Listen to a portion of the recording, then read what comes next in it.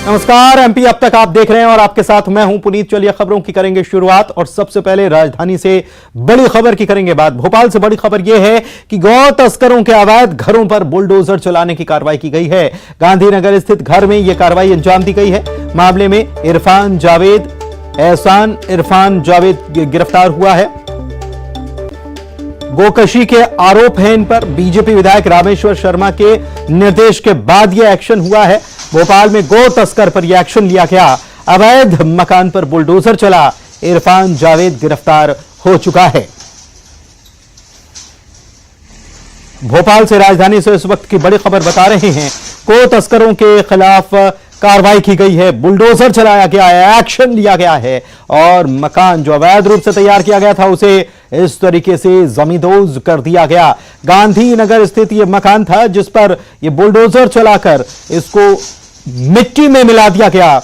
इरफान जावेद पर गोकशी के आरोप लगे हैं।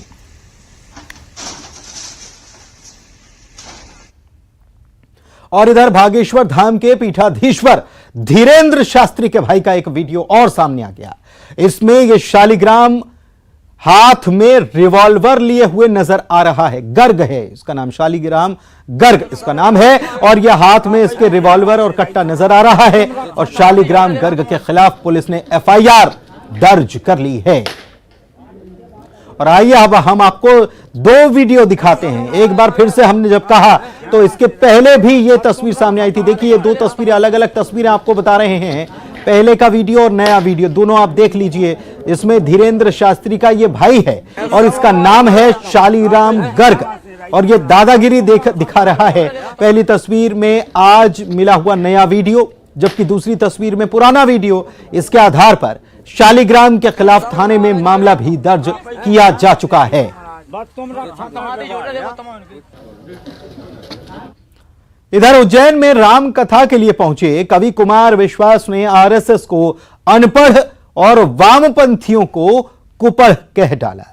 खास बात यह है कि कुमार विश्वास ने सूबे के मंत्री मोहन यादव, सांसद अनिल फिरोजिया, विधायक पारस जैन समेत कई नेताओं की मौजूदगी में यह बात कही। कुमार विश्वास के इस बयान से बीजेपी नाराज है। कांग्रेस को तंज कसने का मौका मिला। हालांकि बयान पर बवाल मचा तो कुमार विश्वास सफाई भी देते नजर आ गए।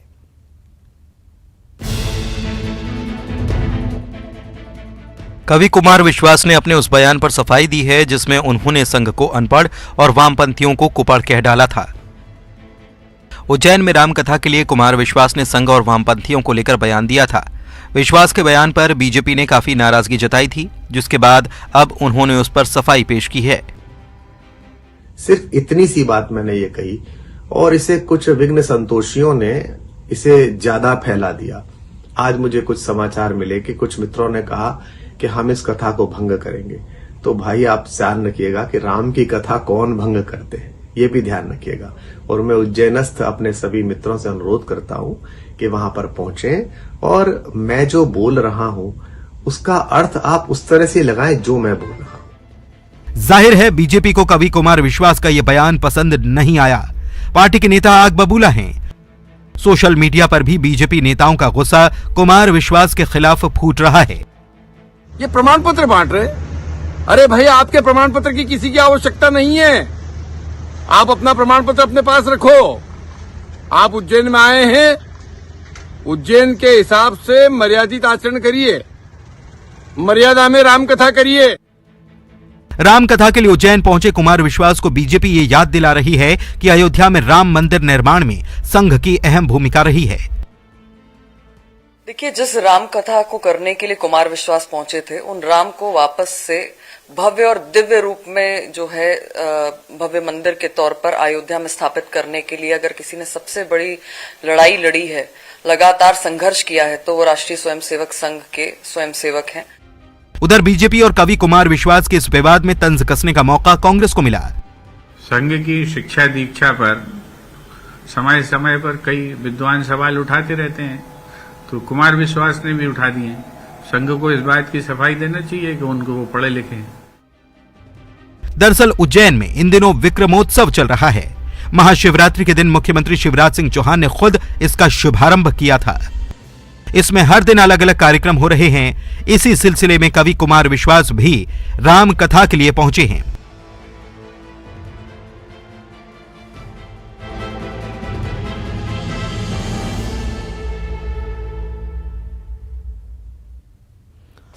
सीएम शिवराज सिंह चौहान आज बालाघाट के दौरे पर रहे। सीएम ने बालाघाट को विकास कार्य का लोकार्पण और शिलान्यास सीएम ने किया है।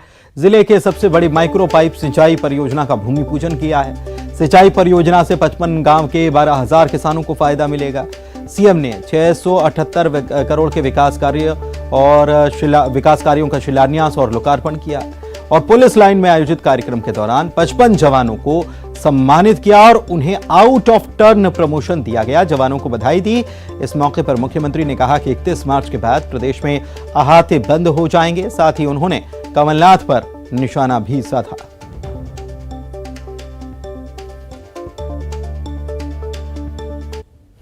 कि मध्य प्रदेश में कोई भी अहाता नहीं खुलेगा, सारे अहाते बंद किए जाएंगे 1 अप्रैल से, क्योंकि अभी तक के ठेके जो है 31 मार्च तक के हैं, तब तक तो चलेंगे क्योंकि कानूनन वो,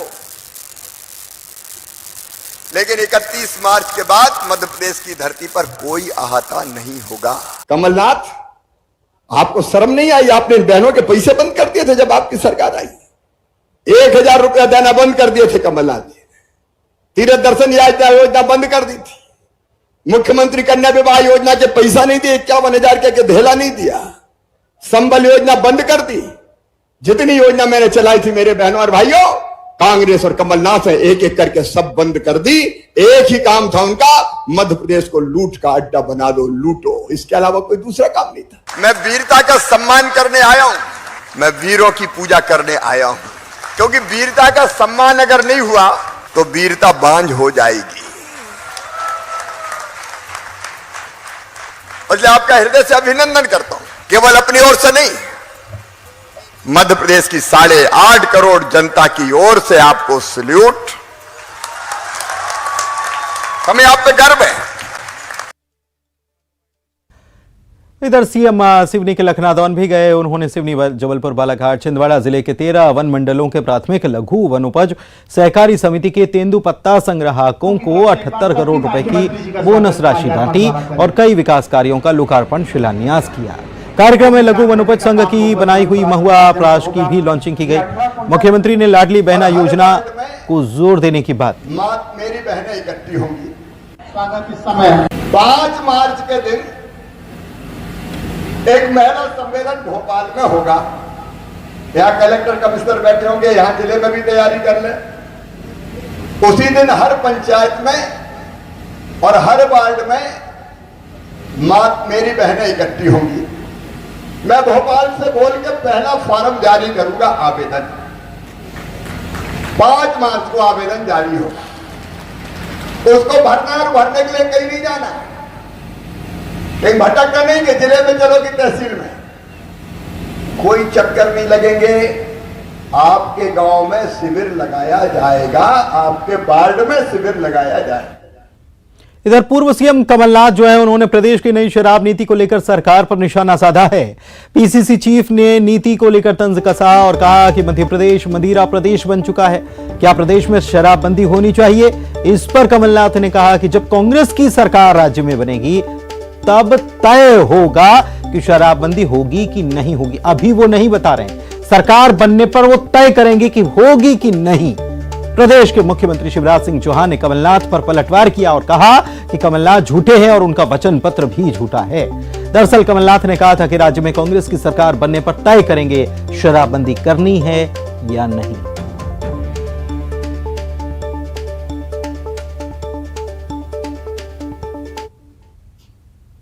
जब हम कहते हैं एमपी से हैं, कहा जाता है ये मदिरा प्रदेश है, तो एमपी का पूरा नाम मदिरा प्रदेश बन चुका है। ये इसका फुल फॉर्म है मध्य प्रदेश का। और कोई दूसरा काम नहीं करते, लेकिन वो झूठे हैं, उनके वचन पत्र ने सिद्ध कर दिया। उनको तो जवाब देना चाहिए कि वचन पत्र की जगह झूठ पत्र क्यों बनाए। एमपी के मदरसों में तालीम के साथ साथ योग का प्रशिक्षण भी दिया जाएगा। सभी स्कूलों में दिया जाएगा, इसमें मदरसे भी शामिल हैं। योग आयोग के अध्यक्ष वेद प्रकाश के इस बयान के बाद सियासत तेज हो गई है। रिपोर्ट देखिए। मध्य प्रदेश के मदरसों में अब योग की ट्रेनिंग दी जाएगी। योग आयोग के अध्यक्ष वेद प्रकाश ने यह जानकारी दी है। योग आयोग के अध्यक्ष ने कहा कि सभा पाठ्यक्रमों में योग की शिक्षा को शामिल किया जाएगा। योग आयोग के अध्यक्ष ने कहा कि योग किसी धर्म और संप्रदाय से संबंधित नहीं है। मैं बिल्कुल शासन से अनुरोध करूंगा कि योग तो अब पाठ्यक्रम में शामिल होना चाहिए, और पाठ्यक्रम में यदि शामिल हो जाता है तो बच्चों का न केवल शारीरिक विकास होगा परंतु मानसिक विकास भी होगा। वहीं योग आयोग के अध्यक्ष के बयान पर सियासत भी तेज हो गई है। बीजेपी ने इस फैसले का स्वागत किया है। योग हमारे स्वास्थ्य को स्वस्थ रखने में उपयोगी होता है और इसीलिए हमने देखा कि अरब से लेकर अमेरिका तक जो हमारी परंपरा है योग की, उसको स्वीकारने का काम किया है। मुस्लिम कंट्रीज भी बढ़ चढ़कर योग दिवस पर ही नहीं अपितु प्रतिदिन की जो उनकी दिनचर्या है उनमें योग को जोड़ रही है। और निश्चित तौर पर इसे धर्म जाति से जोड़ने की बजाय स्वास्थ्य से जोड़कर देखना चाहिए, जो भारत सरकार का लक्ष्य रहा है। मदरसों में योग कराने की तैयारी का ऑल इंडिया उलेमा बोर्ड के प्रदेश अध्यक्ष काजी सैयद अनस अली नदवी ने विरोध किया है। किसी मुसलमान को योग की जरूरत नहीं है, किसी भी मुसलमान को, इसलिए कि मुसलमान 5 वक्त की नमाज पढ़ता है। दूसरी बात ये कि आप मदरसों में योग कराने के बजाय जो पैसा इस पे खर्च करेंगे वो पैसा आप अनुदान के लिए मदरसों में दे दीजिए। वहीं कलाम सेंटर के प्रदेश अध्यक्ष ने योग आयोग के इस फैसले का स्वागत किया है। उन्होंने कहा कि योग एक एक्सरसाइज है, इसे करने में कोई बुराई नहीं है। देखिए, जो विरोध कर रहे हैं वो शायद इसको मजहब से जोड़ रहे होंगे। योग को मजहब से या धर्म से नहीं जोड़कर देखा जाना चाहिए। वो एक एक्सरसाइज है और शरीर के लिए, जिस्म के लिए, अच्छी सेहत के लिए एक्सरसाइज की जरूरत पड़ती है और लोगों को एक्सरसाइज करना चाहिए। मदरसों में तालीम के साथ ही योग की ट्रेनिंग दिए जाने पर चुनावी साल में बयानबाजी तेज हो गई है। अब ये देखना होगा कि मदरसों पर योग की ट्रेनिंग देने की शुरुआत होगी या नहीं। चलिए बढ़ते हैं आगे और बात पंडोखर सरकार की कर लेते हैं। महामंडलेश्वर उत्तम स्वामी की तरफ से एक बयान दरअसल आया था और उस पर अब पलटवार कर रहे हैं पंडोखर सरकार। पंडोखर सरकार ने वेद पुराण और शास्त्रों का हवाला दिया है अपने बयान में और पलटवार किया है। उत्तम स्वामी के बयान पर कहा है कि शक्तियों का शास्त्रों में उल्लेख है, संतों की ऐसी बातों से कष्ट होता है। महामंडलेश्वर ने बागेश्वर धाम और पंडोखर सरकार को माइंड रीडर बताया था और कहा था कि उन्हें लगता है कि सनातन धर्म में चमत्कार होते नहीं है, कोई चमत्कार करता नहीं है। हमारे सनातन धर्म के संस्कार ऐसे नहीं हैं। महामंडलेश्वर स्वामी श्री उत्तमदास जी महाराज जी को मैं निवेदन करना चाहता हूं, क्या आपने पुराण आदि शास्त्रों का अवलोकन नहीं किया? क्या आपने चारों वेदों के महात्मों को नहीं समझा? क्या अथर्व वेद को आपने अध्ययन नहीं किया? लेकिन बात इस बात की है कि मैं एक साधारण गुरु शरण हूं, मैं महामंडलेश्वर नहीं हूं, लेकिन भक्तों ने पंडोखर धाम का पीठाधीश्वर के रूप में स्वीकार किया है। आप हमारे चुनावी साल में कांग्रेस की अजब गजब पहल देखने को मिल रही है। प्रदेश के पूर्व सीएम कमलनाथ के गढ़ छिंदवाड़ा को बचाने के लिए कांग्रेसियों ने एक अजीब ही शपथ दिलाई। कमलनाथ और नकुलनाथ की मौजूदगी में नेताओं कार्यकर्ताओं ने हाथ खड़े किए और कमलनाथ को मुख्यमंत्री और उनके बेटे नकुलनाथ को सांसद बनाने की शपथ ली। देखिए। एवं लोकसभा चुनाव में पूर्ण निष्ठा एवं ईमानदारी से 6 साल में नई सरकार तथा माननीय श्री कमलनाथ जी को प्रदेश का मुख्यमंत्री बनाने एवं माननीय श्री नकुलनाथ जी को सांसद बनाने के लिए समर्पित भाव से कार्य करूंगा। छिंदवाड़ा में कांग्रेसियों को शपथ दिलाने पर पूर्व मंत्री पीसी शर्मा का बयान आया और उन्होंने कहा कि बीजेपी कमलनाथ से डरी हुई है और इसलिए बीजेपी के सपने में कमलनाथ नजर आ रहे हैं। डरी हुई है भारतीय जनता पार्टी और शिवराज सिंह चौहान। इनको सपने में जो सो रहे होंगे उठाओगे तो जैसे ही जगाओगे आप तो ये कहेंगे कमलनाथ, दिग्विजय सिंह, ये इनकी स्थिति होगी खराब। सपने भी कमलनाथ जी के आते हैं इनको। और मैं समझता हूं कि ये ही बता रहा है, ये सब ये बता रहा है कि कमलनाथ जी के नेतृत्व में मध्य प्रदेश में सरकार बनेगी, वो मुख्यमंत्री बनेंगे। और ये पूरे 5 साल वाली सरकारों में बार बार कहता हूँ 114 नहीं 174 से ज्यादा, इसलिए कि कोई खरीद फरोख्त न कर पाए। मध्य प्रदेश में इसी साल चुनाव होने हैं और चुनाव से पहले सभी विभाग के कर्मचारियों ने सरकार की टेंशन को बढ़ाया है। पेंशन बहाली, नियमितीकरण जैसी मांगों को लेकर सभी विभाग के कर्मचारियों में एकजुटता देखने को मिल रही है।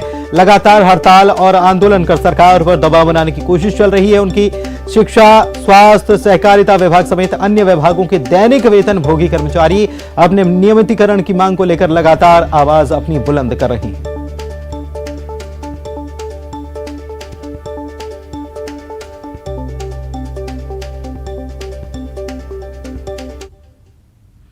पन्ना में हीरो की नीलामी चल रही है। यहां पर नीलामी के दूसरे दिन कुल 46,42,683 रुपए के हीरे नीलाम किए गए। अब तक कुल 46 लाख से ज्यादा की हीरों की नीलामी हो चुकी है। कल 23 फरवरी को नीलामी का आखिरी दिन है और अभी नीलामी के मुख्य आकर्षण का केंद्र रहे 14.21 कैरेट और 11.64 कैरेट के हीरों की नीलामी नहीं हो पाई है। कल अंतिम दिन है और इन हीरों को नीलामी में रखा जाना है।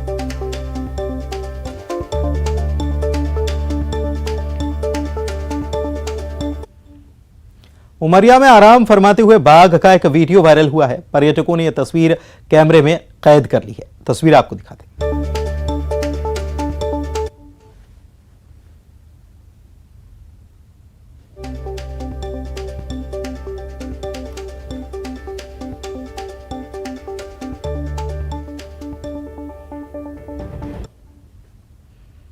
इधर मध्य प्रदेश के खजुराहो में भारत की अध्यक्षता में G20 की संस्कृति कार्य समूह की पहली बैठक शुरू हो रही है। मीटिंग में शामिल होने के लिए विदेशी मेहमान खजुराहो पहुंच रहे हैं। मेहमानों का एयरपोर्ट पर बुंदेली परंपरा के से स्वागत किया गया।